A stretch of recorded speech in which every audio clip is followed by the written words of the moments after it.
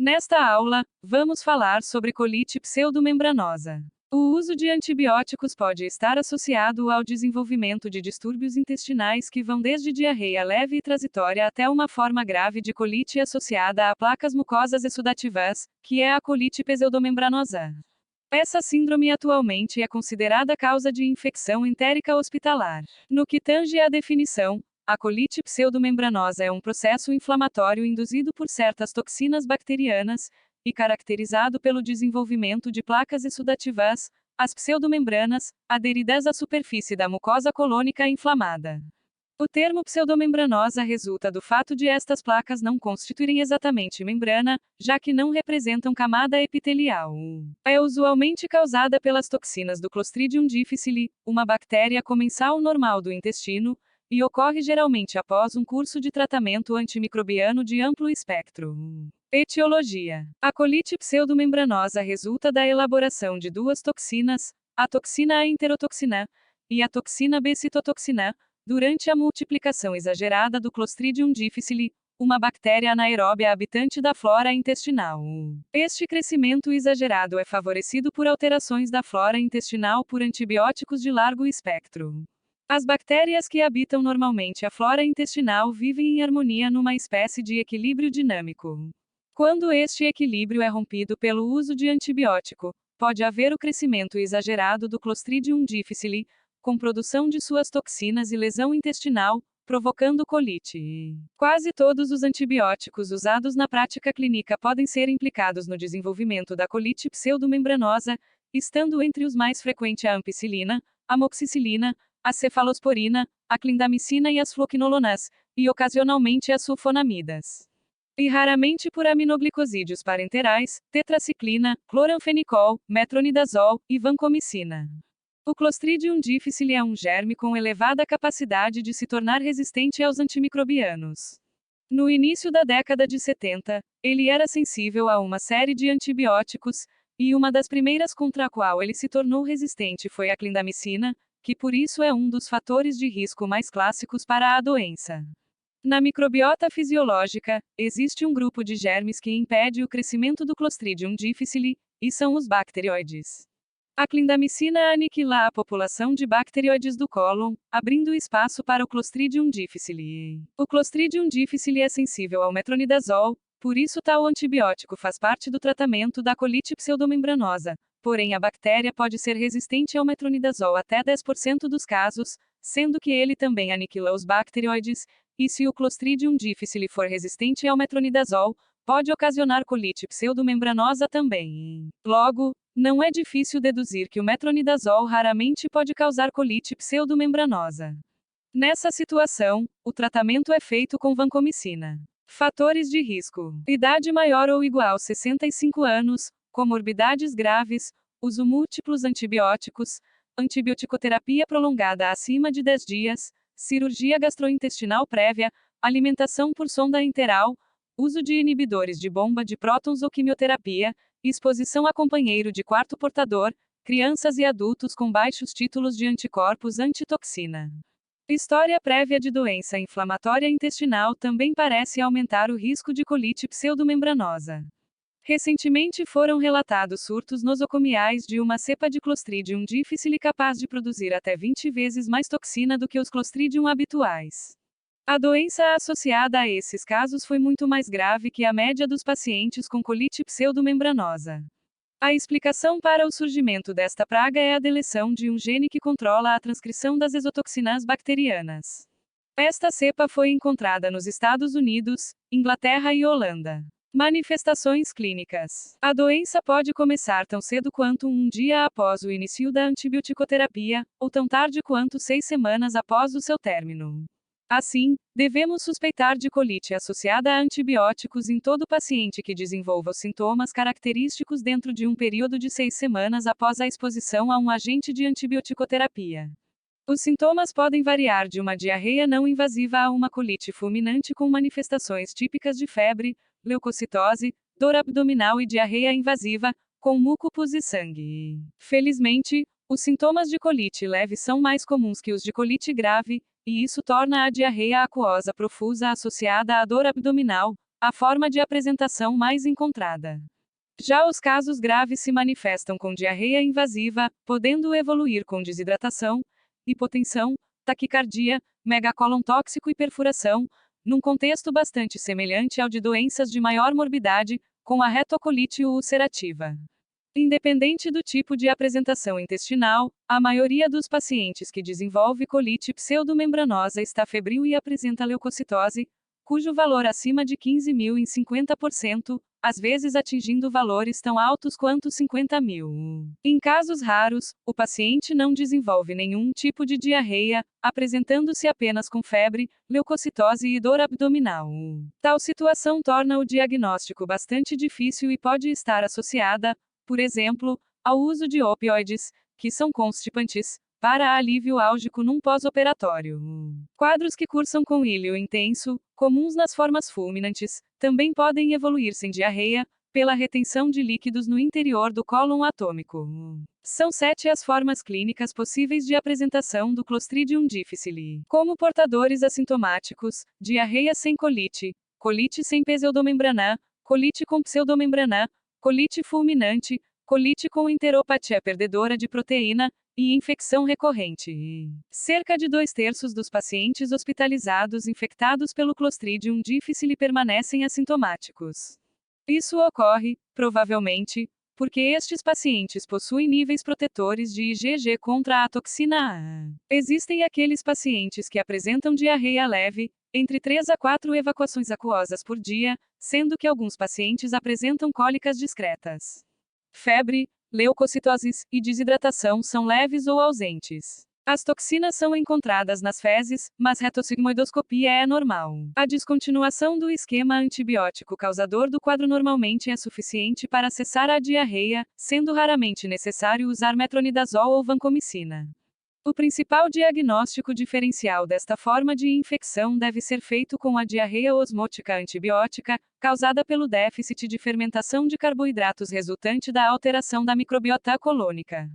Devem ser consideradas 3 características que auxiliam no diagnóstico diferencial. Cerca de 50% dos infectados pelo Clostridium difficile possui leucócitos nas fezes, e que não ocorre na diarreia osmótica antibiótico induzida. A presença de febre e leucocitose favorece o diagnóstico de infecção. O G1 oral melhora a diarreia osmótica, mas não tem repercussão benéfica sobre a diarreia infecciosa pelo Clostridium. Por este motivo não temos diarreia osmótica durante o período noturno. Então vamos para a diferenciação. A diarreia osmótica antibiótico induzida ocorre quando o antibiótico diminui as bactérias comensais do cólon, diminuindo a fermentação dos carboidratos. Pode evoluir com diarreia e cólica abdominal, mas não tem leucócitos nas fezes, nem febre, nem leucocitose, além de que o G1 oral e o período noturno melhora a diarreia. A diarreia leve ocasionada pelo Clostridium difficile envolve febre, leucocitose, leucócitos nas fezes. A colite sem pseudomembrana surge as manifestações sistêmicas mais graves como astenia, cólicas aliviadas pelas evacuações, hiporexia, diarreia aquosa profusa de 5 a 15 evacuações aquosas por dia, desidratação, febre baixa e leucocitose. A retossigmoidoscopia mostra eritema difuso ou em placas, sem pseudomembrana. A colite com pseudomembrana apresenta a mesma características clínicas descritas acima, além de retossigmoidoscopia evidenciando pseudomembrana formada por placas esbranquiçadas ou amarelas de até 2 cm de diâmetro. Colite fulminante. Corresponde a 3% dos casos sintomáticos, e cursa com febre alta, calafrios, desidratação, cólicas, e distensão abdominal com ilho prolongado e, eventualmente megacólon tóxico e perfuração com peritonite grave. A leucocitose é acentuada com 40.000 leucócitos, e acidose metabólica. A diarreia pode faltar nos casos que evoluem com ilho intenso. Quando então o quadro deve ser diagnosticado na vigência da suspeita de febre, dor abdominal com distensão e leucocitose acentuada. O achado da pseudomembrana durante exame retossigmoidoscópico é patognomônio de colite pseudomembranosa. Vale ressaltar que o exame endoscópico deve ser feito com cuidado por profissional experiente, insuflando a menor quantidade de ar possível dentro do cólon. A tomografia de abdômen mostra espessamento de alças colônicas. A colite pseudomembranosa com enteropatia perdedora de proteína. Alguns pacientes com infecção indolente ou subaguda desenvolvem esta forma clínica caracterizada por hipoalbuminemia menor, às vezes menor que 2,5, e ainda ascite, e edema periférico. Geralmente, não a doença grave, mas sim história de diarreia intermitente por 1 a 4 semanas, febre baixa, dor abdominal e hiporexia. É tipicamente responsiva à antibioticoterapia adequada. Infecção recorrente. Aproximadamente 15 a 33% dos portadores de colite pseudomembranosa recorrem após a interrupção do tratamento com vancomicina ou metronidazol. A recorrência tipicamente surge nas primeiras 3 semanas, sendo que a maioria dos casos ocorre em idosos. Em cerca de 50% das vezes, a recorrência é devida a uma nova infecção, causada inclusive por uma cepa diferente, a qual é adquirida durante a permanência do paciente no hospital. Tais quadros parecem ser favoráveis por uma deficiência na resposta imune humoral, quando baixos níveis de anticorpos específicos são insuficientes para neutralizar as toxinas. Diagnóstico. Após suspeita clínica, com sintomas associados ao uso recente de antibióticos, recomenda-se pesquisa de toxinas nas fezes, e se esta for positiva, o diagnóstico está dado. Os imunoensaios, ou também chamados de ELISA, são rápidos, resultado em 24 horas, com boa sensibilidade, e tem sido considerado o método de escolha. Porém, tem sido descrito o teste fecal de ampliação por PCR do gene da toxina B do Clostridium difficile. Este teste se revelou superior ao imunoensaio, portanto, se disponível, é o método de escolha. A pesquisa de glutamato desidrogenase nas fezes, um antígeno comum do Clostridium difficile, pode ser usado como screening, devido ao seu alto valor preditivo negativo, ou seja, um resultado negativo afasta a possibilidade de colite pseudomembranosa. No entanto, quando é positivo, é preciso confirmar o diagnóstico através de imunoensaio ou PCR, pois se trata de um exame com especificidade relativamente baixa. A retossigmoidoscopia ou a colonoscopia podem sugerir o diagnóstico, mas não são obrigatórios. O achado de pseudomembranas no exame endoscópico é altamente sugestivo de colite pseudomembranosa no contexto clínico apropriada, contudo vale lembrar que nem sempre as pseudomembranas estarão presentes, e raramente outros enteropatógenos também podem induzir a formação de pseudomembranas, como a Klebsiella pneumoniae, Staphylococcus aureus, e Clostridium persfringens. Logo, o exame endoscópico não é tão sensível e específico quanto a pesquisa de toxinas ou PCR fecal. A coprocultura é demorada e não confirma o diagnóstico, pois existem portadores assintomáticos, e também porque até 25% dos Clostridium isolados não produzem toxinas, isto é, não são patognomônicos. A tomografia computadorizada pode ser útil em detectar evidências de colite, exemplo como o espessamento da parede colônica, particularmente nos casos em que o paciente não tem diarreia. A tomografia computadorizada também pode revelar a presença de complicações, como megacólon tóxico e perfuração. Tratamento. A conduta inicial deve ser, sempre que possível, a suspensão do antimicrobiano em uso ou, pelo menos, sua troca por outra classe com menor risco de colite pseudomembranosa, como por exemplo aminoglicosídeos.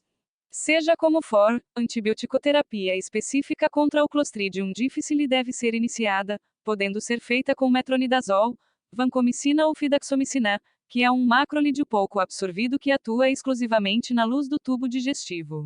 A via preferencial de administração desses medicamentos são oral. O metronidazol até pode ser feito pela via intravenosa em casos selecionados, mas a vancomicina não, pois não penetra no lúmen intestinal.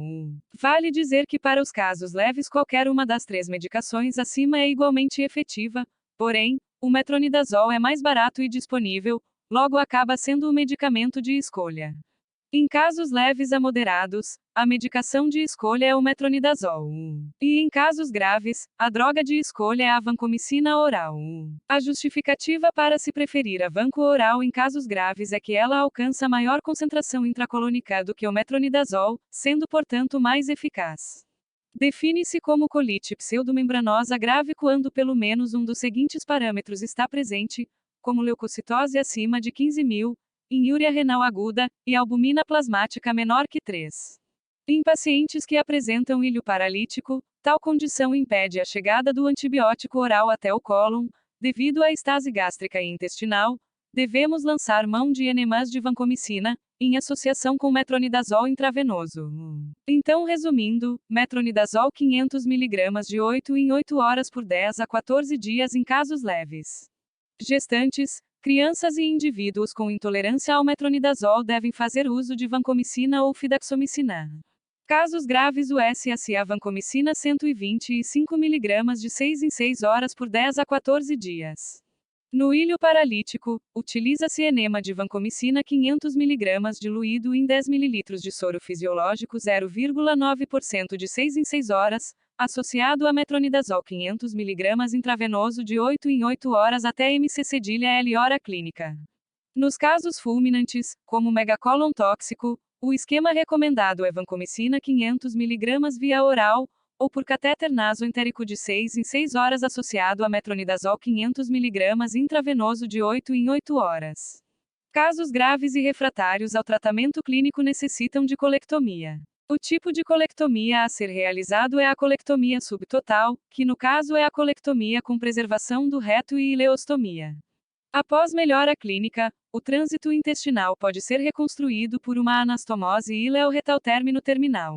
Como regra, as drogas constipantes são proibidas, pois retardam a eliminação de toxina aumentando a chance de complicações.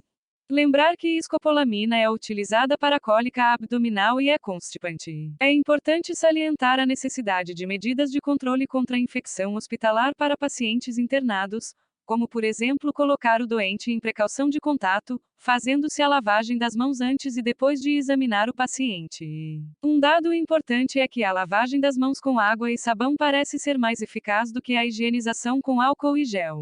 O motivo é que os esporos de Clostridium difficile, que contaminam as mãos do médico e meio ambiente, são resistentes aos efeitos do álcool gel, mas podem ser prontamente eliminados pelo efeito do sabão. Tratamento DS recidivas. Cerca de 25% dos pacientes experimentam recidiva da colite pseudomembranosa dentro de 1 a 2 semanas após o término do tratamento inicial, o que pode representar uma nova infecção ou recidiva da infecção prévia não totalmente curada, como por exemplo por eclosão de esporos que persistiram no intestino do paciente no lúmen de divertículos colônicos. O fato é que os esquemas de retratamento dependerão da forma de apresentação do novo episódio, se leve ou grave, podendo-se repetir o mesmo esquema utilizado anteriormente, com boa expectativa de resposta. Probióticos como o fungo Saccharomyces boulardii, que é o Floratil 500 mg, via oral de 12 em 12 horas, reduzem a incidência de recidiva em cerca de 50% quando co-administrados no tratamento da colite pseudomembranosa. Logo, seu uso está formalmente indicado na abordagem das recidivas. Na vigência de uma segunda recidiva, deve-se preferir a vancomicina oral numa estratégia de desmame lentamente progressivo por até 3 meses. Se ainda assim o paciente evoluir com novo quadro de colite pseudomembranosa após o término da vancomicina oral prolongada, isto é a terceira recidiva, atualmente está indicado o curioso transplante fecal, como enterobactérias oriundas de um indivíduo saudável, que são instaladas na luz do cólon proximal e ilho terminal por colonoscopia, ou então no duodeno, através de um tubo nasoentérico. Os resultados são simplesmente surpreendentes, onde se consegue remissão da doença em 94% após um único curso de tratamento. Então vamos para o resumo. A prevalência aumenta com o tempo de internação, ou seja, quanto mais tempo o paciente fica internado, maior a chance de ele adquirir a infecção pelo Clostridium difficile. Ele é um bacilo gram-positivo anaeróbio, descrito em 1935, cuja transmissão é fecal-oral, principalmente pelas mãos dos profissionais de saúde. Os esporos do Clostridium são resistentes ao calor, ácido e antibióticos. Produz toxina A enterotóxica, e toxina B citotoxina, 10 vezes mais potente que a toxina A no dano à mucosa colônica, e responsável por produzir a pseudomembrana. Essas toxinas promovem a quimiotaxia de neutrófilos, iniciando o processo inflamatório. Os fatores de risco são relacionados à antibiótico-terapia recente, doença grave, idade avançada, cirurgia gastrointestinal, uso de antiácido, pois modifica pH e flora intestinal, sondas gastroentéricas, e termômetros retais. O paciente faz uso de antibiótico, que quebra a barreira da microbiota intestinal, ocorrendo uma proliferação do Clostridium e geração de toxinas. Os antibióticos mais associados são os floqueolonás, clindamycinás, cefalosporina e penicilinas de amplo espectro. 20% dos pacientes são assintomáticos, atuando como reservatórios, porém não têm indicação de tratamento se assintomático. Se sintomático, terá diarreia aquosa, dor abdominal, distensão abdominal, febre baixa, leucocitose. Inicia durante o tratamento ou até 10 dias após o término do antibiótico, podendo chegar até 6 semanas. O paciente pode evoluir com diarreia com colite, e todas as complicações de colites. Achados colonoscópicos como placas amareladas ou esbranquiçadas, aderidas à parede intestinal, mais prevalentes no reto e cólon distal. Geralmente o endoscopista tenta lavar a membrana, mas ela não sai. Na tomografia, observa-se irregularidade da mucosa. Diagnóstico é feito por pesquisa nas fezes para toxina A e B ou achados endoscópicos ou histológicos de colite pseudomembranosa associado a diarreia moderada e demais sintomas. Indicação de colonoscopia. Quando tem alta suspeita clínica, com pesquisa nas fezes negativa, ou necessidade do diagnóstico imediato, ou dificuldade na realização dos testes laboratoriais, falência de terapia antibiótica. Evitar fazer colonoscopia em pacientes com colite fulminantes. Além disso, a pseudomembrana pode estar ausente em até 20% dos pacientes. Classificação: não grave, com leucocitose menor que 15.000, creatinina menor que 1,5. Na colite grave, os leucócitos estão acima de 15.000, creatinina igual ou maior que 1,5, múltiplas evacuações, sanguinolentas, pseudomembranas, dor abdominal intensa, febre, hipoalbuminemia. Já a colite fulminante pode cursar com megacólon tóxico, peritonite, insuficiência respiratória e instabilidade hemodinâmica. Precisa fazer diagnóstico diferencial com outros agentes infecciosos para a colite, sem contar que a colite isquêmica pode gerar sinais parecidos com a colite pseudomembranosa, suspeitar em pacientes idosos com risco de aterosclerose. Tratamento: nos casos leves a moderados, o S-acimetronidazol via oral 500 mg, 3 vezes ao dia, por 10 dias, ou vancomicina 125 mg, via oral, 4 vezes ao dia por 10 dias, fidaxomicina 200 mg, via oral, por 10 dias. Casos graves utiliza-se vancomicina 125 mg, via oral, 4 vezes ao dia por 10 a 14 dias. E em colite fulminante o SS2 intravenoso. Na primeira recorrência, utiliza-se vancomicina em dose prolongada, podendo chegar até 8 semanas. Na segunda recorrência, pode-se tentar novamente a vancomicina em dose prolongada, o fidaxomicina, e o transplante de microbiota. Profilaxia: evitar o uso indiscriminado de antibiótico, evitar supressão ácida na internação, lavagem de mãos, lembrando que álcool gel não elimina os esporos de Clostridium difficile. Agora vamos falar da síndrome do intestino irritável. É definido pela presença de dor abdominal crônica ou recorrente associada a alterações do hábito intestinal, na ausência de qualquer lesão orgânica detectável no trato gastrointestinal. A síndrome do intestino irritável representa até 50% das consultas gastroenterológicas, sendo a patologia mais comum desta especialidade na prática clínica. Acomete até 20% dos adultos em países industrializados, mas apenas 15% destes procuram assistência médica. Mesmo assim, a síndrome do intestino irritável é a segunda causa mais frequente do absenteísmo ao trabalho, após o resfriado comum. As mulheres são acometidas 3 vezes mais que os homens e, ainda que possa se manifestar em qualquer idade, é muito mais comum em jovens do que nos velhos. Apesar de não ameaçar a vida, causa grande desconforto para os pacientes e por vezes frustração para o médico que tenta tratá-la.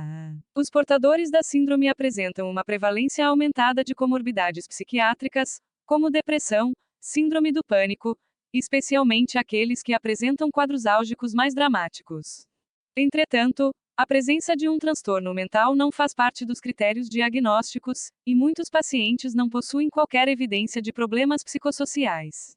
Antigamente, o quadro caracterizado por alterações periódicas do hábito intestinal, mas sem dor abdominal, era considerada uma forma incomum de síndrome do intestino irritável, porém, segundo a definição moderna, Um paciente que preencha todos os critérios menos a presença de dor ou desconforto abdominal não deve ser considerado como portador da síndrome. O diagnóstico, nesse caso, é taxado como diarreia ou constipação funcional. Desconforto abdominal é definido como qualquer sensação desagradável que não seja chamada de dor pelo paciente. Etiologia e fisiopatogenia. A anormalidade fisiopatológica básica é desconhecida, mas existem evidências científicas que sugerem a participação conjunta de 3 alterações em mecanismos fisiológicos. As alterações de motilidade do trato gastrointestinal, com peristalse acelerada ou retardada, o aumento das contrações espasmódicas e aumento da pressão lúmina. Hipersensibilidade visceral do trato gastrointestinal, com diminuição do limiar para a percepção da distensão mecânica. Processamento sensorial alterado no sistema nervoso central, tornando o paciente mais sensível à dor visceral. Alguns estudos têm demonstrado certos padrões motores de dismotilidade que supostamente seriam mais comuns em pacientes com a síndrome, como dismotilidade no intestino delgado, com contrações jejunais insalvas, contrações ileais prolongadas. E dismotilidade colônica, sendo que a basal é normal, mas há uma resposta motora exagerada a certos estímulos, tais como agentes colinérgicos, estresse agudo, e fatores hormonais como a colecistocinina e prostaglandinas. Da participação desses últimos 2 fatores advém a maior frequência de sintomas quando da ingestão de dieta rica em gorduras, o que aumenta a liberação de colecistocinina, e durante os primeiros dias do período menstrual, quando há altos níveis de prostaglandinas. Porém, esses padrões foram encontrados em pessoas normais também, então não há um parâmetro. Grande parte dos pacientes com síndrome do intestino irritável possui um limiar de dor visceral inferior ao de um indivíduo normal, caracterizando a chamada hiperalgia visceral. Esta alteração sensorial parece ser encontrada mais comumente nos indivíduos com a síndrome que procuram assistência médica, sendo menos comum naqueles que são diagnosticados durante busca ativa nas comunidades. Os indivíduos com a síndrome do intestino irritável que procuram assistência médica são mais frequentemente neuróticos, ansiosos ou deprimidos em comparação a outros pacientes. Períodos de estresse coincidem com o início dos sintomas ou de recorrências. Admite-se que estes pacientes possuam alterações no processamento das informações sensitivas provenientes do trato gastrointestinal no sistema nervoso central. A síndrome é particularmente frequente em pessoas com história de abuso sexual durante a infância. A dor em cólicas resulta das contrações anormalmente fortes da musculatura lisa intestinal ou da sensibilidade indevida à distensão do intestino. Os pacientes com a síndrome têm uma maior percepção da quantidade de gás lúmina. Apesar de a queixa de aumento na quantidade de gás ser bastante frequente, estudos mostraram que estes pacientes têm uma produção intestinal de gases dentro da normalidade. A única condição que comprovadamente se associa com o desenvolvimento da síndrome é a gastroenterite bacteriana, principalmente os casos que necessitam de internação. Isso pode ser comprovado pelos seguintes fatos. Cerca de 20% dos portadores da síndrome relacionam o início dos seus sintomas a um episódio prévio da gastroenterite. Até 30% dos indivíduos com gastroenterite bacteriana aguda, principalmente infecções causadas por salmonela, desenvolvem sintomas persistentes compatíveis com a síndrome. E o risco de desenvolvimento da síndrome do intestino irritável é 14 vezes maior entre aqueles que já tiveram gastroenterite bacteriana em comparação com os que nunca tiveram. Manifestações clínicas. As manifestações clínicas da síndrome incluem dor abdominal em cólica recorrente, alterações do hábito intestinal como diarreia ou constipação, outros sintomas gastrointestinais como distensão abdominal, flatulência, refluxo gastroesofágico, disfagia, náusea, vômitos, saciedade precoce e dor torácica não cardíaca. A síndrome pode cursar também com sintomas extraintestinais como disfunção sexual, dispareunia, dismenorreia, disúria e palaciúria, lombalgia, fibromialgia, hiperreatividade brônquica, cefaleia crônica, disfunção psicossocial. A sintomatologia mais comum é a cólica abdominal, caracteristicamente aliviada pelas evacuações. A constipação, geralmente por período, é caracterizada pela presença de menos de 3 evacuações por semana, de fezes endurecidas e com formato alterado, como por exemplo fezes em fita. Já a diarreia é líquida ou líquido-pastosa, acompanhada de passagem de muco em 50% dos casos e com menos de 200 gramas por dia, ou seja, uma pseudodiarreia. Alguns sintomas podem ser decorrentes da intolerância à lactose, associada em alguns pacientes, como cólica, flatulência e náuseas. Não há alterações ao exame físico, a não ser um estado de ansiedade dos acometidos e desconforto ou dor leve e a palpação do abdômen. O exame físico é imprescindível porque ajuda a afastar uma doença orgânica grave, como a presença de massa e organomegalias. A musculatura abdominal encontra-se relaxada, e geralmente se palpa um sigmoide sensível e repleto de fezes. Qualquer que seja a forma de apresentação clínica, os pacientes com a síndrome parecem estar em excelente estado de saúde, sem nenhuma evidência de doença orgânica. Diagnóstico: o diagnóstico de síndrome do intestino irritável é feito com a identificação da síndrome clínica típica e exclusão de outras causas. Quando estiverem presentes sintomas sugestivos da síndrome do intestino irritável, o passo seguinte é aplicar critérios diagnósticos.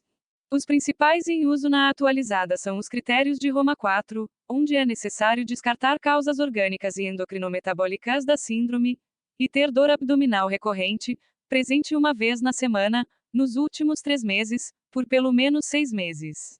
Associada a pelo menos 2 dos seguintes, como dor abdominal associada à evacuação, ou seja, a evacuação piora ou melhora a dor abdominal, ou alteração da frequência ou forma das fezes, sem sinais de alarme. Para excluir outras patologias, alguns exames complementares acabam sendo solicitados rotineiramente, enquanto outros podem ser realizados de acordo com as características clínicas de cada caso.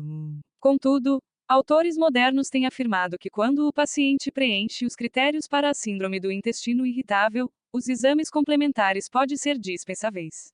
A função dos critérios é justamente tentar separar os portadores de doença orgânica dos portadores da síndrome do intestino irritável. Os sinais de alerta são hematoquesia, perda ponderal, anemia, história familiar de câncer, febre recorrente, diarreia crônica intensa. As principais doenças orgânicas que devem ser consideradas no diagnóstico diferencial são diarreia funcional, intolerância à lactose, doença diverticular, úlcera duodenal, doença do trato biliar, parasitose intestinal, doenças inflamatórias intestinais, pólipos, neoplasias de cólon, enteropatia isquêmica, hipotireoidismo, hipertireoidismo, hiperparatireoidismo. Sendo que as doenças mais graves que não podem deixar passar despercebidos são carcinoma de cólon, diverticulite intestinal e as doenças intestinais inflamatórias. Tratamento: o tratamento da síndrome do intestino irritável é baseado no suporte psicossocial. O médico deve estar seguro de que não se trata de nenhuma doença orgânica, e deve demonstrar isso convincentemente para o paciente. É importante a conscientização de que a doença é crônica e que, embora possa ser aliviada, é tipicamente recorrente. A solicitação excessiva de exames, bem como a repetição de exames já realizados, deve ser evitada, pois aumenta a ansiedade, o que por sua vez exacerba ainda mais os sintomas, gerando um ciclo vicioso. Também faz parte do tratamento prática de exercícios físicos, evitar o tabagismo, ter refeições regulares, diminuir fatores geradores de estresse, evitar o trabalho do sistema de plantão. Mudanças dietéticas. É importante evitar alimentos que induzem ou agravam os sintomas, como cafeína, alimentos gordurosos e ricos em carboidratos pouco absorvíveis, porém fermentáveis como frutose, sorbitol, leguminosas, entre outras. Esses alimentos devem ser evitados devido a seus efeitos flatogênicos ou irritantes. A suplementação dietética de fibras com uso de psyllium, que é o metamucil, e o farelo de trigo, apesar de preconizada por alguns autores, é medida controversa que não demonstrou melhorar de forma consistente a sintomatologia da maioria dos pacientes. Tratamento farmacológicos. Mais de 2/3 dos portadores de síndrome de intestino irritável apresentam um quadro brando e intermitente, que responde bem às medidas conservadoras, como suporte psicossocial e modificações dietéticas. Logo, os fármacos são formalmente indicados somente em casos graves e refratários. Vale dizer que não existe uma única classe de medicamentos que amenize os sintomas clínicos da síndrome do intestino irritável. A terapia farmacológica deve se pautar no tipo de sintoma predominante, sendo considerada uma medida adjuvante e não curativa. Antiespasmódico. Reduzem o reflexo gastrocólico, diminuindo a dor e a diarreia pós-prandial. São utilizados também para melhorar a dor em cólica. Antidiarreico, indicados para os casos de diarreia refratária às medidas dietéticas. Utiliza-se a aloperamida, que é o Imosec, ou o difenoxilato, que é o Lomotil. No caso, a colestiramina pode ser tentada em casos refratários aos antidiarreicos, pois um subgrupo de pacientes parece ter alterações no ciclo enterohepático de sais biliares, sendo a diarreia, nestes casos, mediada pelo efeito tóxico direto dessas substâncias quando elas atingem o cólon em maior quantidade. O ideal é que os antidiarreicos sejam empregados apenas de forma profilática, em antecipação aos desencadeantes de diarreia, como os eventos estressantes, como uma prova de vestibular. Anticonstipantes. Diversos laxantes osmóticos, como lactulose e sorbitol, aumentam a produção de flatos e promovem distensão abdominal, o que costuma ser mal tolerado por portadores de síndrome do intestino irritável. Existem 2 medicamentos desenvolvidos para tentar amenizar a síndrome como lubiprostona e linaclotide.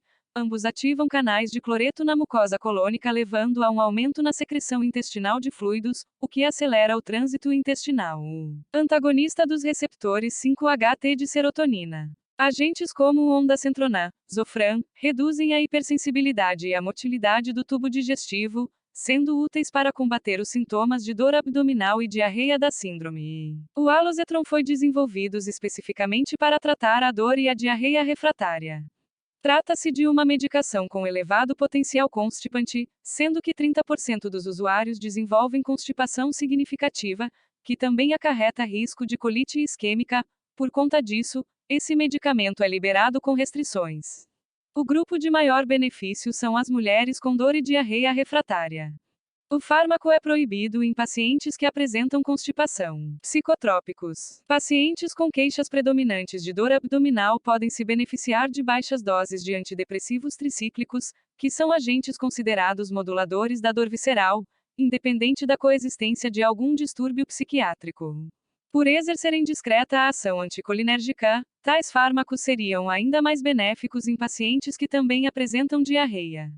Na vigência de depressão associada, doses plenas podem ser empregadas. Antidepressivos do grupo dos inibidores seletivos da recaptação de serotonina pode trazer benefícios aos pacientes francamente deprimidos, porém não possuem o mesmo efeito de modulação da dor visceral que os tricíclicos.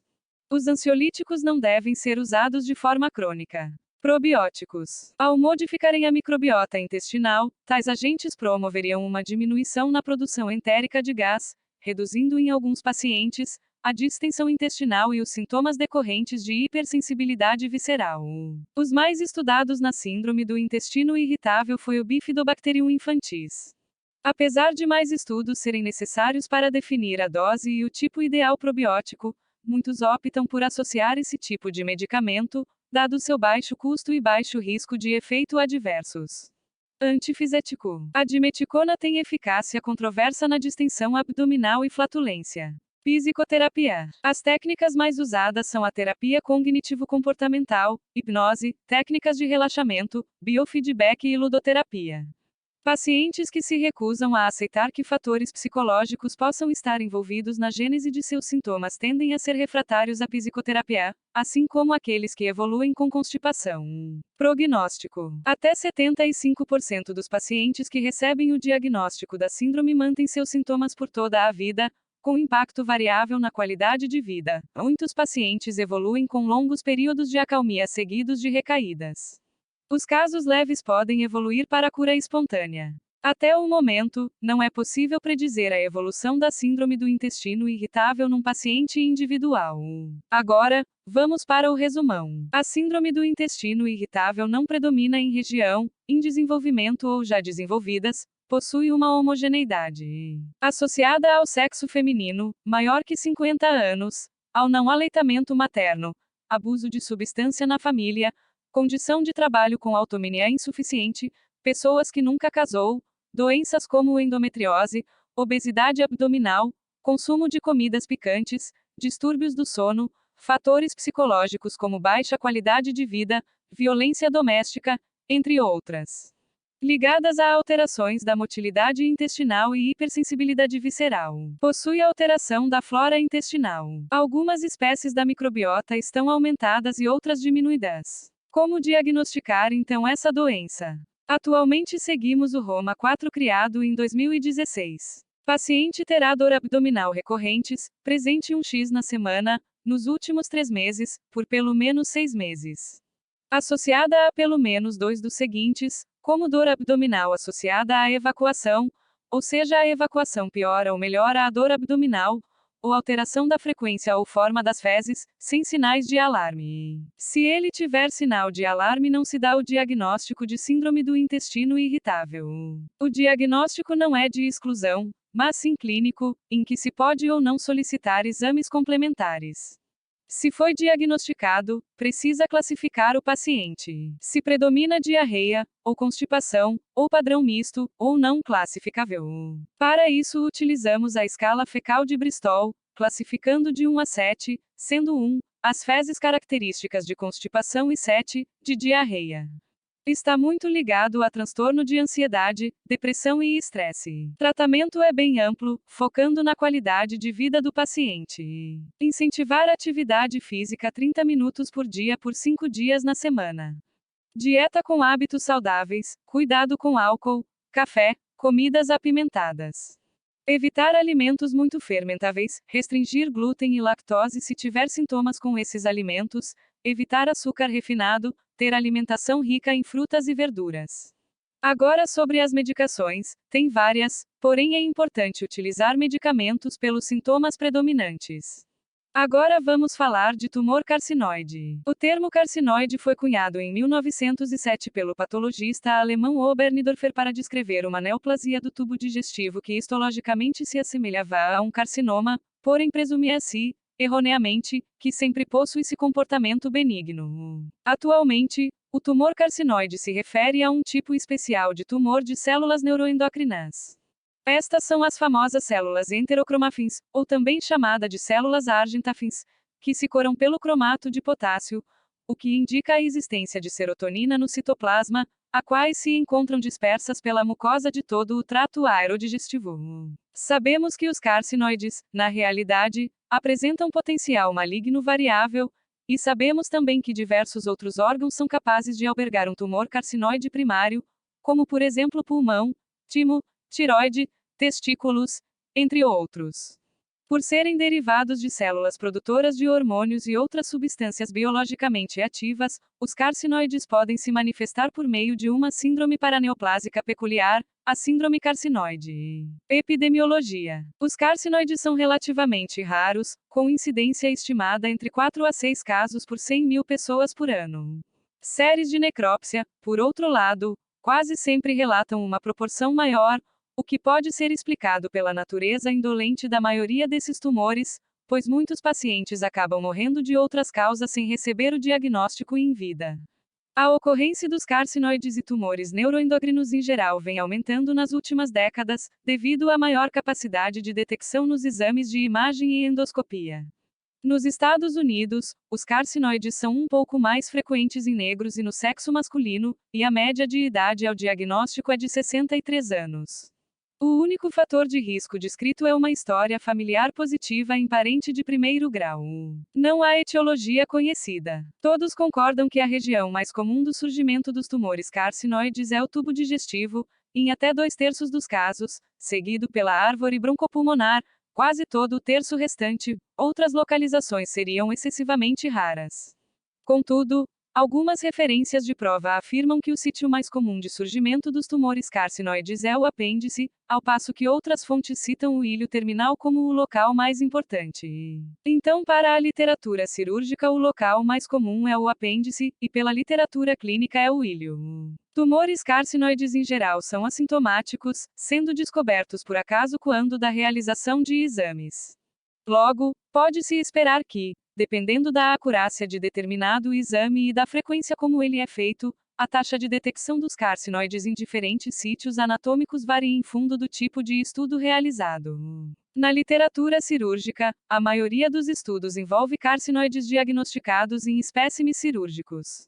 Como a apendicectomia é um dos procedimentos mais realizados na prática, e como em 1 a cada 200 apendicectomias, encontra-se um tumor carcinoide, o local onde os carcinoides seriam aparentemente mais frequente é o apêndice. No caso da literatura clínica, O ilho seria o sítio mais frequente pelo fato de ser o mais associado ao surgimento da síndrome carcinoide. É claro que na hora da prova isso gera uma confusão tremenda. Então, aí vai um macete: se a questão sobre localização dos tumores carcinoides estiver na prova de cirúrgica, marque apêndice, caso contrário marque ilho. Para complicar ainda mais, nos últimos anos tem se constatado que a proporção de carcinoides localizados no reto está aumentando, em detrimento das demais topografias. Inclusive, já há menção na literatura especializada que, possivelmente, o local mais comum de surgimento dos tumores carcinoides será o reto. Classificação: os tumores carcinoides eram classificados em função de sua origem embriológica. Acredita-se que essa informação fosse suficiente para definir características clínicas e prognósticas do tumor em 100% das vezes. Desse modo, os carcinoides foram relacionados a um dos três segmentos do intestino embrionário, a saber o intestino anterior ou fôregut, o intestino médio ou midgat, e o posterior ou rindigat. Segundo esse sistema, os carcinoides derivados do intestino embrionário anterior, ou fôregut, teriam menos chance de produzir a síndrome carcinoide em 30% dos casos, mas poderiam causar outras síndromes endócrinas como a de Cushing pela secreção ectópica de ACTH. Já os tumores derivados do intestino médio, ou midgat, seriam os principais causadores da síndrome carcinoide em 70% dos casos, pelo fato de tipicamente secretarem serotonina e outras substâncias vasoativas como prostaglandinas, taquicininas e substância P. Tumores oriundos dessa região também seriam mais propensos à invasividade, evoluindo de forma mais agressiva. Os carcinoides do intestino posterior, ou rindigat, seriam os de melhor prognóstico, e não causariam a síndrome carcinoide. Posteriormente viu-se que a classificação embrionária não era capaz de predizer o prognóstico em todos os casos, isto é, o local de surgimento de um tumor carcinoide nem sempre determina seu comportamento biológico. O grau de diferenciação celular e o índice proliferativo, por exemplo, independem do sítio de origem e exercem muito mais influência no prognóstico da doença, logo constituem parâmetros mais fidedignos. Uma nova classificação dos tumores carcinoides foi então desenvolvida. Trata-se da classificação da Organização Mundial de Saúde. Vale ressaltar que os carcinoides gástricos e pulmonares possuem classificações próprias. Então vamos para a classificação. Classificação embrionária. É dividido em intestino anterior, médio e posterior. O intestino anterior, ou fôregut, engloba o trato respiratório, timo, estômago e pâncreas, e produz hidroxitriptopano, histamina e ACTH. O intestino médio, ou midgur, engloba tumores do delgado e cólon proximal, produz serotonina, taquicininas e outros mediadores vasoativos. O intestino posterior, ou rindigat, engloba o cólon distal e reto, e produz a somatostatina e peptídeo YY. Classificação da Organização Mundial da Saúde, ou também chamada de WHO. É dividido em 1, 2, 3. O WHO1 é um tumor bem diferenciado, com baixo índice proliferativo menor que 2%, geralmente tem menos que 2 cm e está confinado à mucosa e submucosa. O WHO2 também é bem diferenciado, mas possui alto índice proliferativo entre 2 a 15%, geralmente tem mais de 2 cm e costuma ser localmente invasivo. O WHO3 são tumores pouco diferenciado com índice proliferativo extremamente alto acima de 15%. São de grande tamanho e apresentam metástases ao diagnóstico. Classificação dos carcinoides gástricos. Tipo 1 predomina 80% dos casos, mais comum em mulheres e se associam a gastrite atrófica ou anemia perniciosa, geralmente tem menor que 1 cm e costuma ser multicêntricos.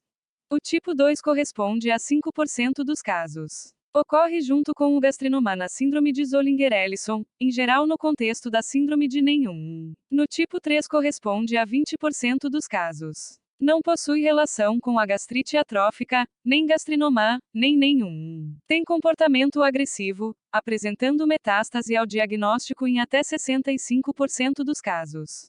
Ou seja, nos tumores carcinoides gástricos tipo 1 e 2 existe hipergastrinemia secundária à gastrite atrófica ou ao gastrinoma. A tipo 3 não cursa com hipergastrinemia. Classificação dos carcinoides pulmonares. Típicos têm baixo índice proliferativo, ausência de necrose, e o atípicos, que têm alto índice proliferativo e presença de necrose. Receia-se que o uso prolongado de inibidores de bomba de prótons, ao promover hipergastrinemia, estimule o surgimento de carcinoides gástricos. Todavia, até hoje nunca foi demonstrado que o uso de IBP aumenta a incidência de carcinoide gástrico em humanos, mas em cobaias isso já foi confirmado. Manifestações clínicas. A maioria dos tumores carcinoides não produz sintomas, pois em geral se tratam de neoplasias indolentes descobertas por acaso. As manifestações clínicas que denunciam sua presença se devem a um crescimento localmente invasivo do tumor, ou ao surgimento da síndrome carcinoide, sendo que esta, na maioria das vezes, só aparece se houver metástases à distância. As manifestações locorregionais dependem do sítio de origem. No trato respiratório, os carcinoides se comportam como qualquer tumor endobrônquico, provocando hemoptise, tosse, pneumonias de repetição e atelectasias obstrutiva. Mais de 75% dos casos são prontamente identificados pela radiografia, geralmente nódulo de 2 a 5 centímetros de diâmetro. No tubo digestivo, os carcinoides também se comportam como outros tumores intraluminais, causando dor abdominal e sintomas obstrutivos. Um fato curioso é que os carcinoides estimulam uma intensa reação desmoplásica quando penetram até a camada serosa. Diversas substâncias produzidas pelo tumor justificam a formação exagerada de tecido fibrótico. A consequente distorção anatômica promove angulação e estreitamento do lúmen, cursando em geral, com suboclusão intestinal intermitente. Vale frisar que a maioria dos carcinoides do apêndice se localiza na ponta do órgão e possui pequeno tamanho menor que 1 centímetro, sendo absolutamente assintomáticos. Em menos de 10% dos casos, a lesão acomete a base apendicular, onde pode obstruir o lúmen e provocar apendicite aguda. No reto, os carcinoides podem causar hematoquesia e obstrução. Síndrome carcinoide. Apesar de representar a manifestação mais clássica dos tumores carcinoides, sabemos que a síndrome carcinoide ocorre em menos de 10% dos casos.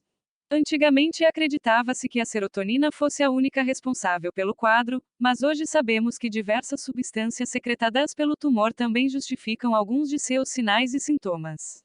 As lesões mais associadas são os carcinoides do intestino delgado, que só produzem a síndrome carcinoide na vigência de metástases hepáticas.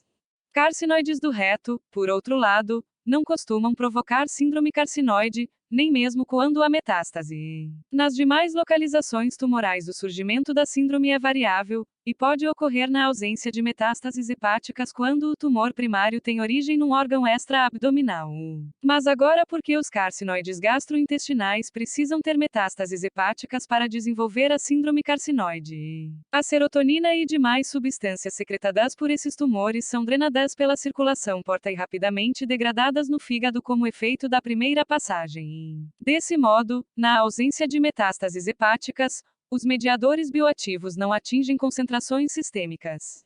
Agora, tumores cuja drenagem venosa não é feita pela circulação porta-hepática, como os tumores extra-abdominais, se produzirem mediadores bioativos, terão essas substâncias diretamente secretadas na circulação sistêmica, gerando a síndrome carcinoide mesmo na ausência de metástase. Os elementos que compõem a síndrome carcinoide são fluxo incutâncio, diarreia, lesão cardíaca e asma.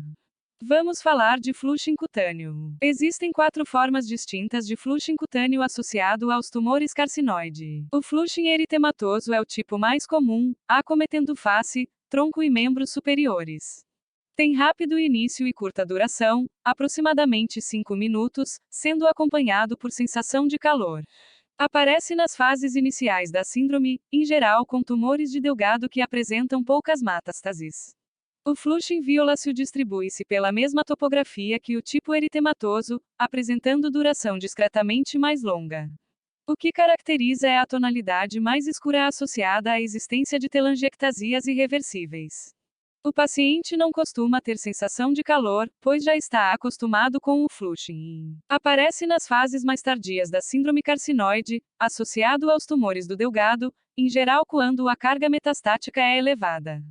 O fluxo persistente dura horas a dias, e pode acometer o corpo todo. Acompanha de edema facial, lagrimejamento, salivação e hipotensão arterial. Costuma aparecer nos carcinomas brônquicos avançados. O fluxo vermelho brilhante é típico dos tumores que secretam histamina, como os carcinomas gástricos. Possui coloração vermelho vivo, brilhante e pode ser pruriginoso. O fluxo cutâneo pode ser espontâneo ou provocado. São fatores desencadeantes, o estresse físico e mental, álcool, condimentos picantes, e uso de certos descongestionantes nasais. Dentre os fármacos que o estimulam merece destaque a pentagastrina, que pode ser usada como teste provocativo. Hoje já está claro que a serotonina não é o produto tumoral responsável pelo flushing, pois não existe correlação direta entre seus níveis séricos e a ocorrência do sintoma. Inibidores de serotonina, inclusive, não são eficazes em evitar o flushing. Estudos recentes incriminam as taquicininas, que é uma família de peptídeos neuroendócrinos, como os principais mediadores desta manifestação da síndrome de carcinoide. O octreotide, que é análogo da somatostatina, inibe a síntese e a liberação de THC-OICIN e NAS pelas células neuroendocrinas. Ao darmos octreotide para o paciente antes da realização do teste da pentagastrina, conseguimos impedir o desenvolvimento do flushing. Diarreia. A serotonina é a principal mediadora da diarreia na síndrome carcinoide, estimulando a peristalse e a secreção hidroeletrolítica gastrointestinal. Outros mecanismos também podem ser operantes, como o supercrescimento bacteriano secundário à obstrução intestinal parcial, o que leva à má absorção. Os episódios são tipicamente explosivos, acompanhados de dor abdominal e cólica. Drogas que bloqueiam receptores de serotonina, como a ondansetron-imetizergida, conseguem amenizar a diarreia, assim como o já citado octreotide, que inibe a secreção das células neuroendocrinas. Lesão cardíaca. Tanto a serotonina quanto as taquicininas parecem ser as responsáveis pelo surgimento de endomiocardiofibrose. As lesões podem se estender aos folhetos valvares tricúspide. A incidência depende muito da sensibilidade do método diagnóstico utilizado, como por exemplo, um ecocardiograma bem feito detecta a cardiopatia carcinoide em 70% das vezes, mas o exame clínico só é positivo em até 15% dos casos. O mecanismo parece ser a indução local da expressão de TGF-beta, que é o fator de crescimento transformador beta, uma citocina sabidamente profibrogênica. Histologicamente, as lesões apresentam miofibroblastos embebidos numa matriz de colágeno e mucopolissacarídeos. Curiosamente, na maioria das vezes, as lesões acometem apenas o lado direito do coração. Os mediadores humorais da síndrome carcinoide também são metabolizados na circulação pulmonar e, por conseguinte, quando o sangue chega ao átrio direito ele está rico em mediadores neuroendócrinos, mas quando ele atinge o átrio esquerdo sua concentração já foi significativamente reduzida. Tanto é assim que nos carcinoides pulmonares, que secretam diretamente para as veias pulmonares, e nos portadores de forame oval patente, também pode haver cardiopatia carcinoide à esquerda. Asma. Ao contrário do que muita gente pensa, a asma é uma das manifestações menos frequentes da síndrome carcinoide. Provavelmente é secundária ao efeito broncoconstritor de mediadores como as taquicininas e a bradicininas, que também promove edema da mucosa brônquica. Outras manifestações mais raras. A fibrose espontânea pode afetar outros órgãos e tecidos, como os vasos mesentéricos, causando isquemia intestinal segmentar, e retroperitônio, causando o encarceramento dos ureteres e uropatia obstrutiva, e o pênis, causando a doença de Peyronie. Muito raramente as articulações podem ser congeladas pela artropatia carcinoide. A Pelegrin, que é a deficiência de niacina, ou vitamina B3, aparece em pacientes que possuem extensa carga tumoral. O triptofano é um precursor tanto da serotonina quanto da vitamina B3, e pode ser consumido em grandes quantidades pelas células tumorais, causando hipovitaminose B3. Os sintomas de Pelegrin são rash e eritemato-descamativo em regiões fotoexpostas, diarreia, e confusão mental, o famoso DDD, dermatite, diarreia e demência. Crise carcinoide. É uma condição ameaçadora à vida que consiste numa exacerbação súbita de todas as manifestações da síndrome carcinoide. Cursa tipicamente com fluxo generalizado, diarreia, broncoespasmo, hipotensão arterial, taquicardia e hipertemia. O quadro pode ser espontâneo, mas classicamente é desencadeado pela indução anestésica.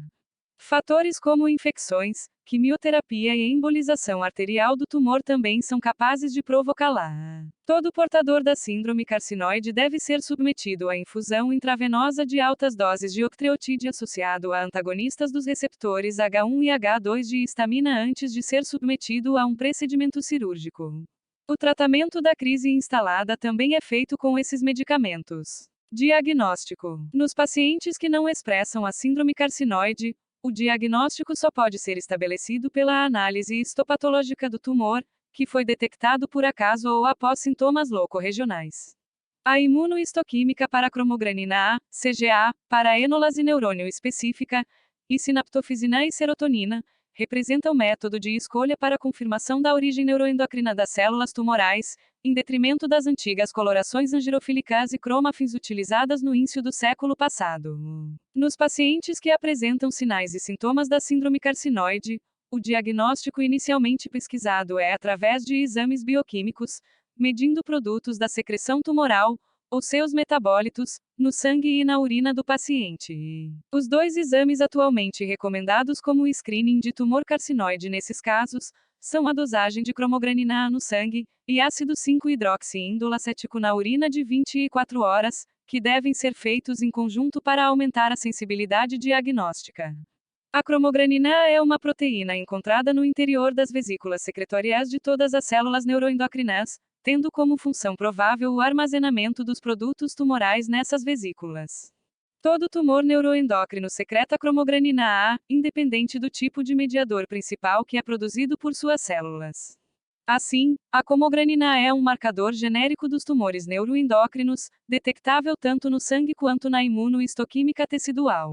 O ácido 5-hidroxiindolacético representa o produto da metabolização da serotonina pelo fígado e pela circulação pulmonar. A serotonina até pode ser diretamente medida, mas tem menos sensibilidade para o diagnóstico da síndrome carcinoide, pois seus níveis são mais variáveis ao longo do tempo. A quantidade do ácido 5-hidroxiindolacético presente na urina de 24 horas reflete com acurácia a quantidade total de serotonina produzida por dia. Valores acima de 6 mg por dia são condizentes com o diagnóstico. É importante mencionar que diversos fármacos e alimentos podem interferir com o ensaio que doça o ácido na urina, e por isso devem ser evitados durante a coleta do exame, a saber a banana, abacate, café, chocolate, berinjela, ameixa, nozes, paracetamol, salicilatos, inibidores de recaptação de serotonina ocasionam falso positivo. Já a corticotropina, heparina, prometazina, imipramina, entre outros ocasionam falso negativo. O método de escolha para a mensuração é a cromatografia líquida de alta performance.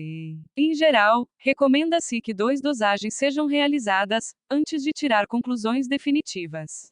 Exames para a localização dos tumores carcinoides. Imagine que temos um paciente com suspeita de síndrome carcinoide, como por exemplo, homem de 65 anos com história de flushing cutâneo associado a diarreia de início recente. Submetemos este paciente a um rastreio bioquímico com dosagem de ácido 5-hidroxiindolacético na urina de 24 horas e cromogranina A no sangue, e ambos os testes foram positivos. Cabe agora localizar onde está a neoplasia. Como os tumores carcinoides podem se originar em qualquer tecido que possua células neuroendocrinas, isto é, praticamente qualquer tecido do corpo, a identificação por métodos de imagem deve ser custo-efetiva, o que significa que não devemos sair tomografando o paciente da cabeça aos pés.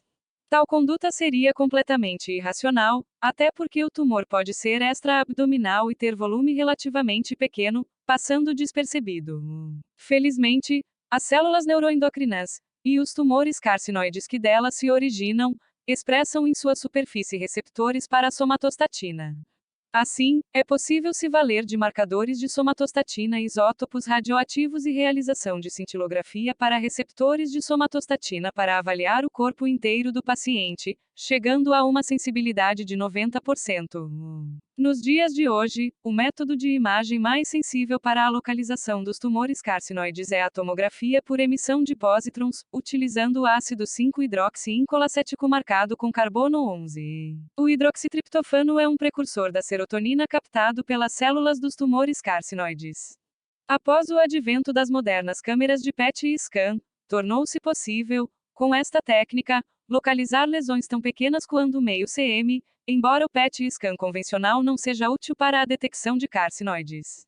Após a localização das lesões, deve-se lançar mão dos métodos de imagem convencionais, como ultrassonografia, TC, ressonância, a fim de delinear melhor a anatomia das lesões.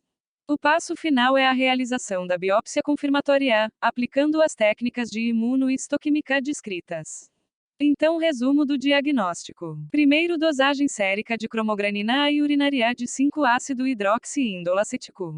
Se positivo, cintilografia para receptores de somatostatina, e depois de localizadas as lesões, realizar TC, ressonância para delimitar melhor as lesões, após isso biópsia confirmatória.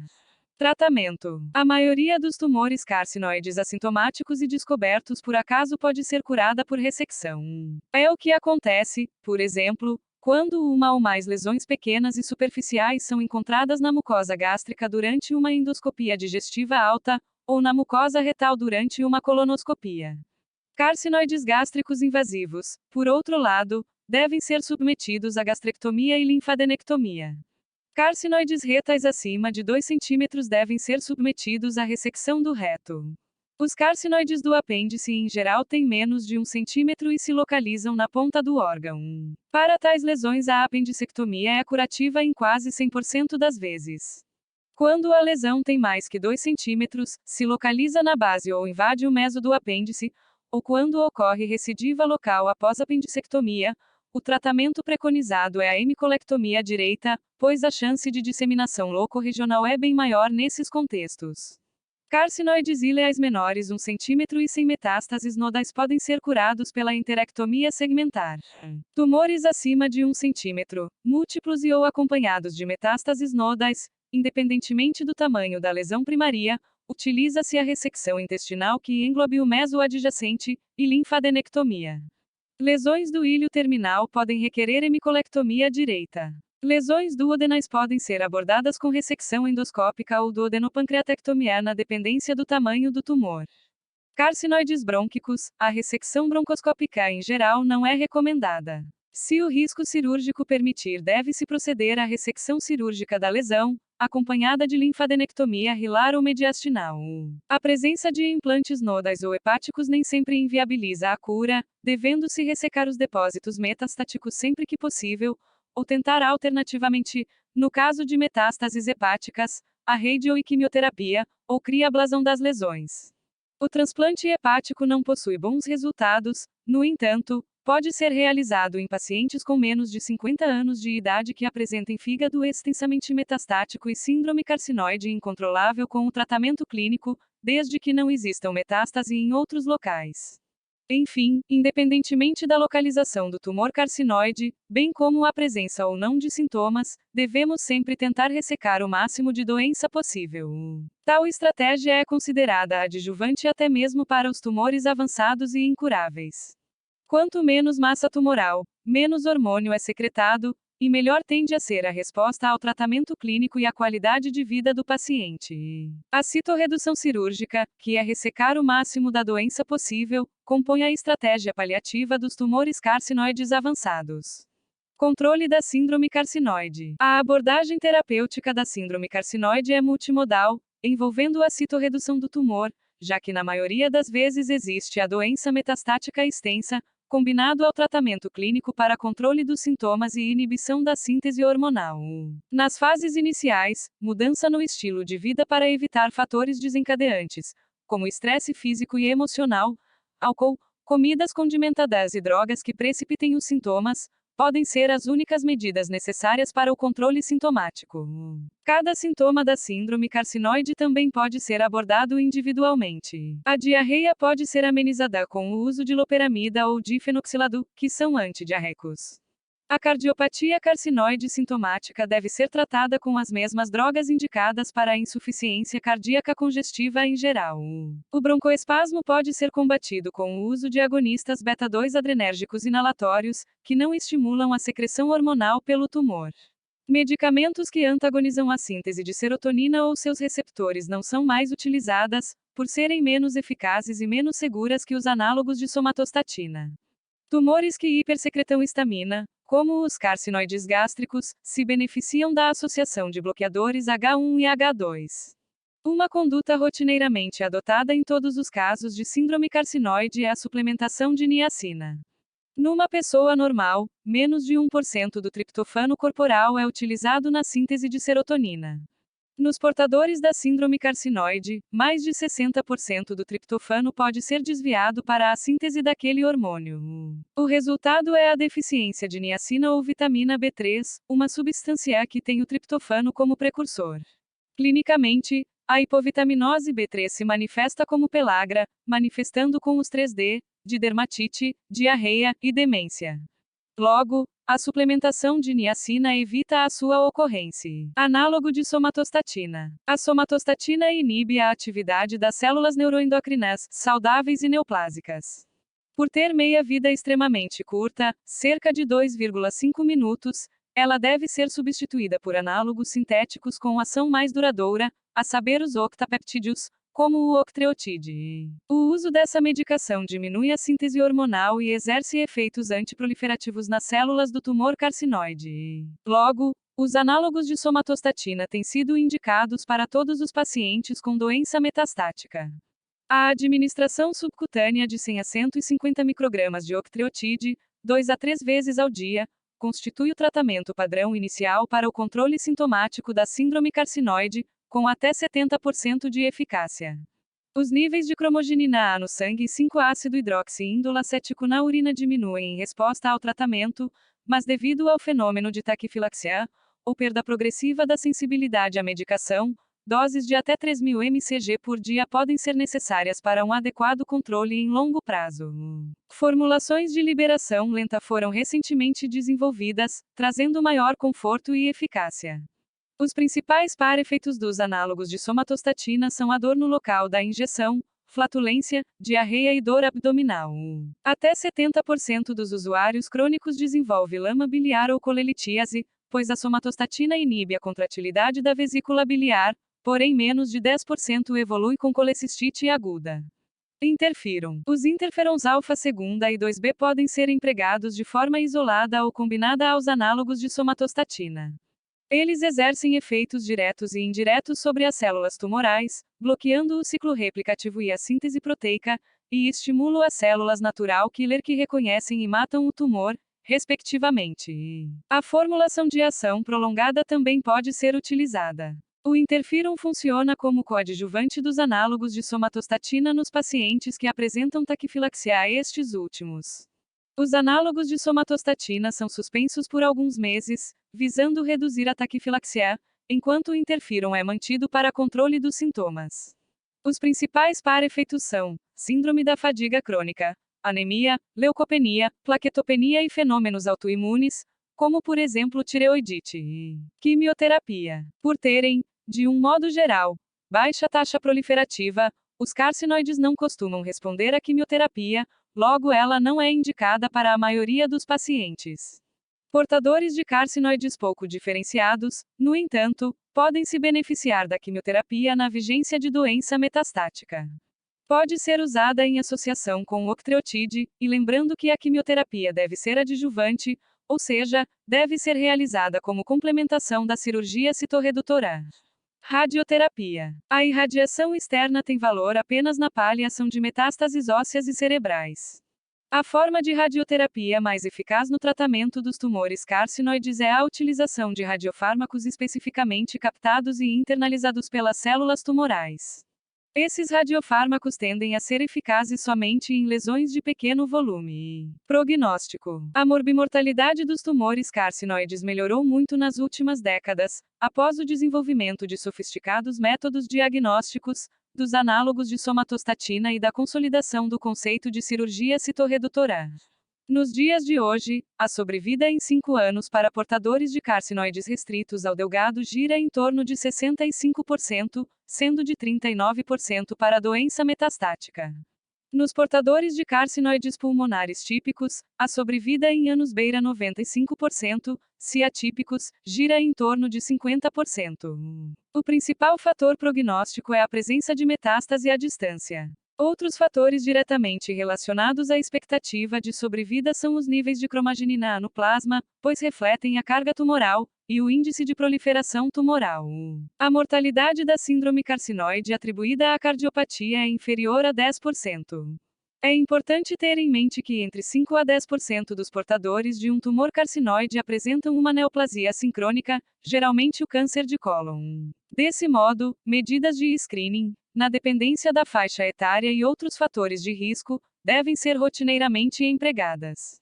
Vamos para o resumo. Os tumores neuroendocrinos ou carcinoides são neoplasia epitelial com diferenciação neuroendocrina, se originando de células neuroendocrinas, com potencial de produzir hormônios e substâncias biologicamente ativas. Ou produz também como prostaglandinas, bradicininas, entre outros. Classificação: foregutição do pulmão até duodeno, Midgat, Rindigat. Incidência é de 1 a 5 por 100 mil habitantes. Mais em homens do que em mulheres, idade média de diagnóstico em torno de 63 anos. Tem sido visto um aumento da incidência desses tumores devido à melhora nos métodos diagnósticos. Se originam de forma esporádica, por mutação somática, que não é herdada, mas também pode ser genética, associada a nenhum, neurofibromatose, gastrinomas. Trato gastrointestinal derivam das células enterocromafins, antigamente era chamado de tumor carcinoide. O local mais frequente é no intestino delgado no que tange o trato gastrointestinal, mais especificamente no íleo. Pode ser encontrado no pâncreas também e constituem até 3% dos tumores pancreáticos.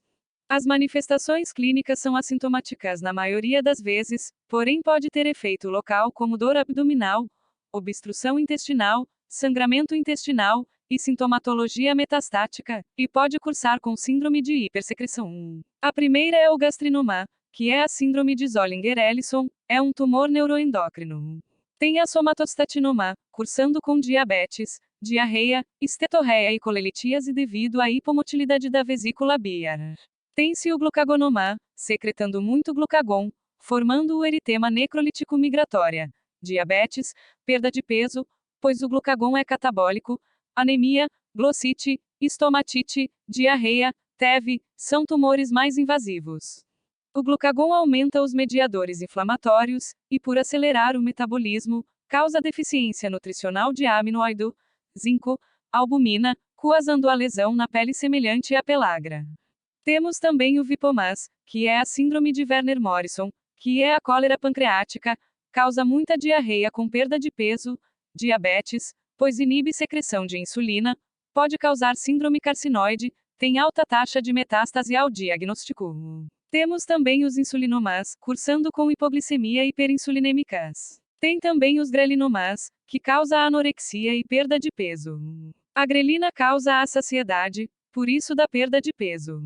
Síndrome carcinoide resulta da secreção de serotonina e outras substâncias vasoativas para a circulação sistêmica. Paciente fica muito vermelho e tem associação com diarreia. Os tumores do intestino médio, que é do jejuno, íleo, apêndice, cólons ascendente produzem mais serotonina. Os que cima que é do duodeno, estômago, de mais profus mais histamina. Os do intestino inferior geram pouco síndrome carcinoide. O que mais gera é os do intestino médio. Quais os sintomas? Flushing, telangiectasias, diarreia, náuseas, vômitos, broncoconstrição, principalmente dos tumores superiores, e lesões valvares causando sintomatologia específica. Pode dar pelagra também, porque da deficiência de vitamina B3, desnutrição e perda muscular. Lembrando que o flushing muda de posição, e pode ser causado pela serotonina. Geralmente o paciente que come e fica vermelho, fala a favor dessa síndrome, pois ao comer, pode estimular a serotonina no intestino. Diagnóstico: serotonina sérica, mas o melhor exame é a dosagem de ácido 5-indolacético na urina, pode pedir outros hormônios específicos, como VIP, insulina. Também pode pedir a cromogranina A. Ultrassonografia endoscópica é boa para trato gastrointestinal. Cintilografia do receptor de somatostatina, histologia, que revela que as células cromafins coram com cromato de potássio. Tratamento cirúrgico é quase sempre indicado, mesmo se metastático, indicados para tumores sintomáticos, ou acima de 2 cm, ou seja secretino ou acima de 2 cm. O tratamento clínico US é o análogo da somatostatina. Vamos fazer uma questão. Homem, 68 anos de idade, em atendimento no ambulatório. Queixa-se de diarreia há 20 dias com fezes líquidas, amarelas, sem sangue, pus ou restos alimentares. Relata 7 a 8 evacuações ao dia, com despertar noturno e discreto desconforto em flanco esquerdo.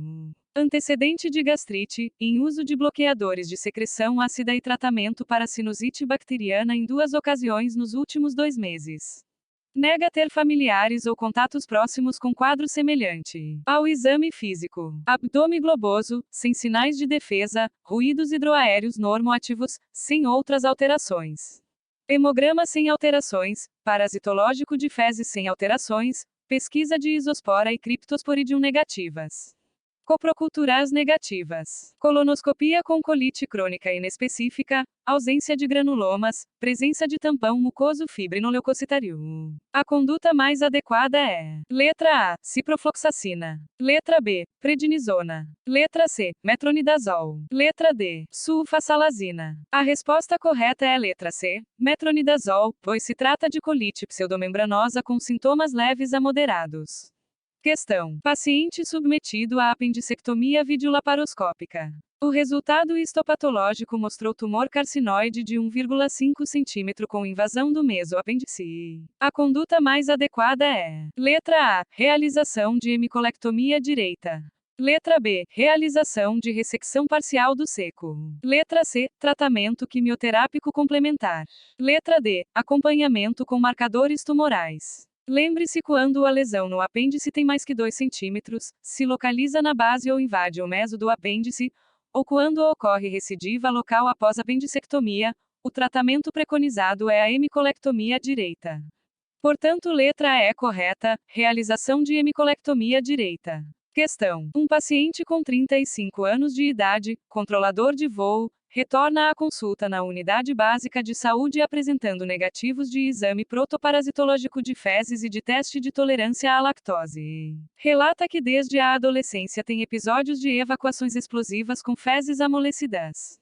Atualmente, queixa-se de alterações de hábito intestinal há 6 meses, quando passou a apresentar desconforto abdominal em andar inferior do abdômen, que dura em média 2 a 3 dias por semana, alternando quadros de obstipação com diarreia e urgência fecal, com a presença de muco de cor clara, quase transparente. O quadro de desconforto abdominal piora em situação de estresse e melhora quando evacua ou elimina flatos.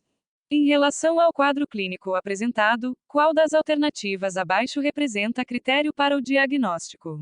Letra A, melhora do desconforto abdominal após evacuações. Letra B, sensação recorrente de empachamento. Letra C, urgência fecal com muco e sangue. Letra D, presença de muco nas fezes. Esta questão cobra os critérios de Roma 4, que são dor abdominal recorrentes, presente 1x na semana, nos últimos 3 meses, por pelo menos 6 meses.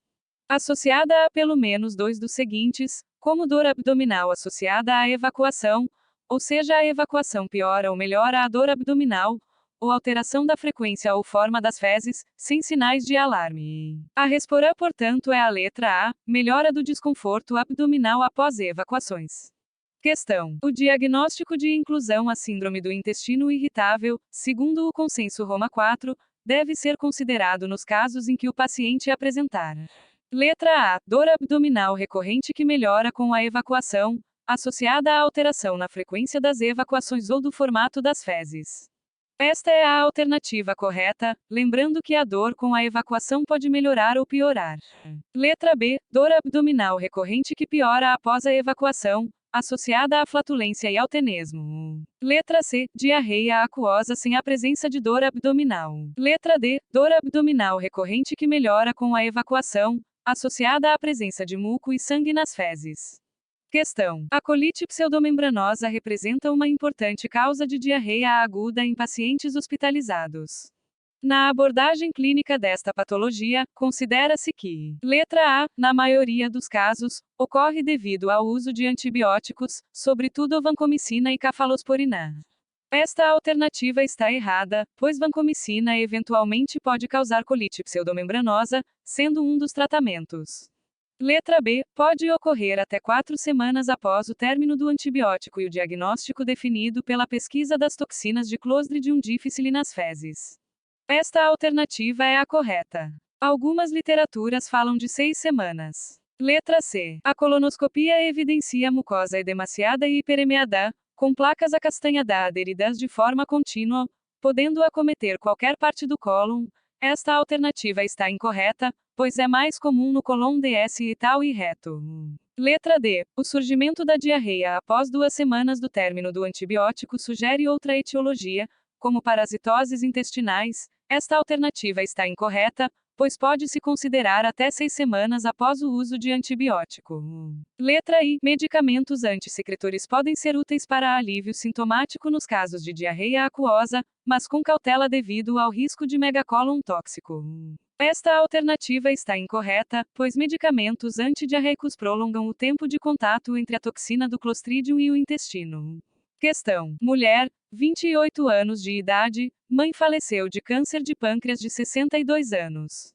Procurou atendimento ambulatorial com história de alteração de hábito intestinal há 6 meses, com 5 evacuações pastodas por dia, não ocorre durante o sono. As evacuações são precedidas de dor tipo cólica em fossa ilíaca esquerda, com melhora após a evacuação. Nega perda ponderal e produtos patológicos nas fezes. Tem dislipidemia diagnosticada há 1 ano. Exame geral sem alterações, abdômen plano, flácido, discretamente doloroso, a palpação em fossa ilíaca esquerda, ruídos hidroaéreos normoativos. Qual é a conduta mais adequada? Letra A. Prescrever antiparasitários e dimeticona. Letra B. Solicitar coprocultura e trânsito intestinal. Letra C. Prescrever antiespasmódico e antidepressivo tricíclico. Esta é a alternativa correta, pois a hipótese diagnóstica é síndrome do intestino irritável. Paciente apresenta dor abdominal há 6 meses, que melhora com a evacuação, sendo que não apresenta sinais de alarme. Letra D. Solicitar tomografia de abdômen superior e colonoscopia. Questão: o carcinoide gástrico tipo 1 está associado à seguinte circunstância. Letra A. Síndrome de Zollinger-Ellison. Esta alternativa está errada, pois essa síndrome é o gastrinoma, que pode vir associado ao nenhum e carcinoides tipo 2. Letra B. É acontecimento de natureza esporádica. Letra C. Gastrite crônica atrófica com acloridria. Esta é a alternativa correta. Letra D. Gastrite linfocítica. Letra I. Gastrite eosinofílica. Questão: paciente de 23 anos vem ao consultório referindo diarreia aquosa há 5 dias associada a febre e dor abdominal incólica. Refere em torno de 10 evacuações diárias sem restos alimentares, sangue ou muco. Foi ao pronto-socorro por 2 ocasiões onde recebeu sintomático e hidratação com melhora momentânea do quadro. Ao exame está com 39 graus, pulso de 100 batimentos por minuto, frequência respiratória de 16, pressão arterial de 110/70, com dor abdominal difusa e timpanismo na propedêutica abdominal. Mãe refere que a paciente fez uso por conta própria de amoxicilina por 5 dias a 2 semanas por quadro de dor de garganta. Sobre o caso, podemos afirmar que: letra A. Representa uma importante causa de morbimortalidade entre idosos internados. Esta alternativa é a correta, pois trata de colite pseudomembranosa.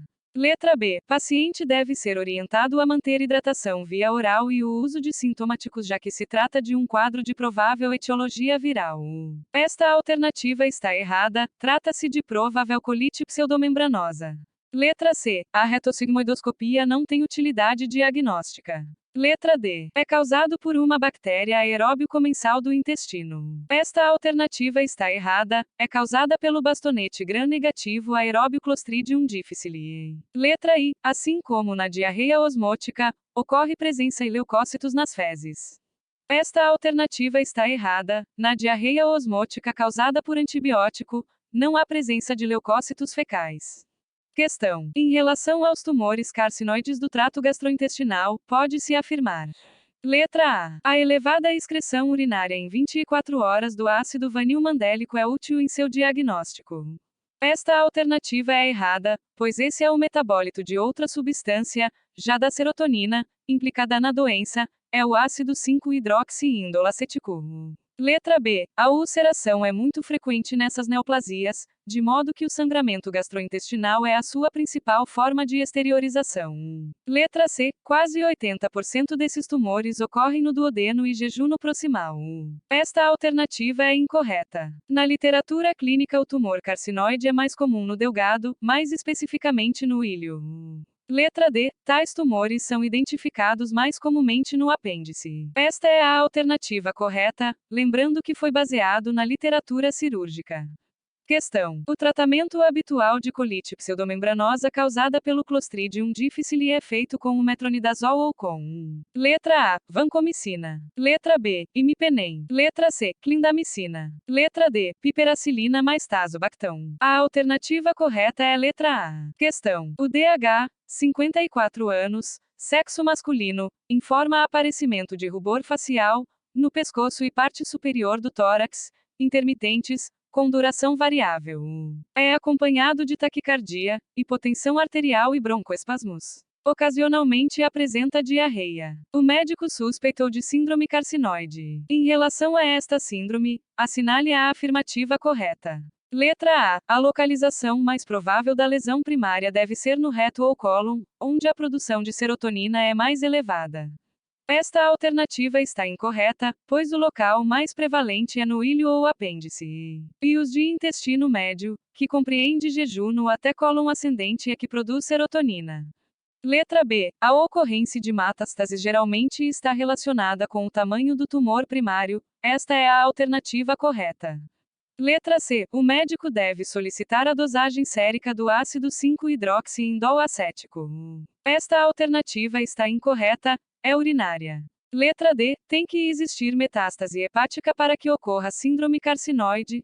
Esta alternativa está incorreta, seria verdade se o FSS é apenas no trato gastrointestinal, porém sabemos que tumores carcinoide extradigestivo pode não ter metástase e evoluir com síndrome carcinoide. Isso ocorre porque a produção de substâncias vai direto para a corrente sanguínea, sem passar pelo fígado, que a degrada.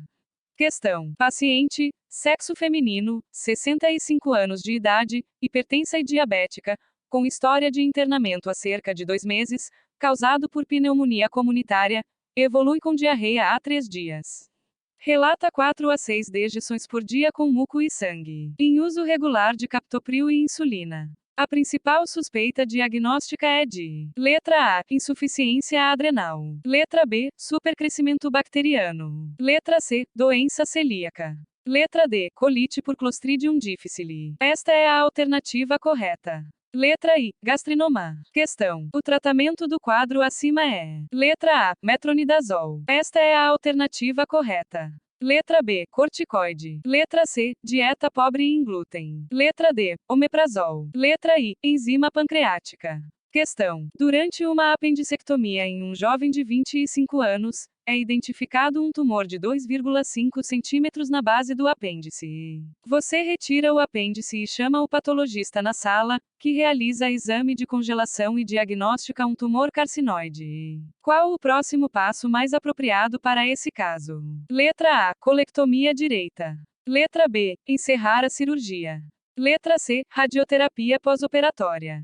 Letra D. Quimioterapia pós-operatória. Letra I. Colectomia total. A resposta correta é a letra A. Colectomia direita, pois o tumor é maior que 2 centímetros. Lembrando que tumores maiores que 2 centímetros no apêndice, na base do mesmo ou que invade o meso deve ser realizado colectomia direita.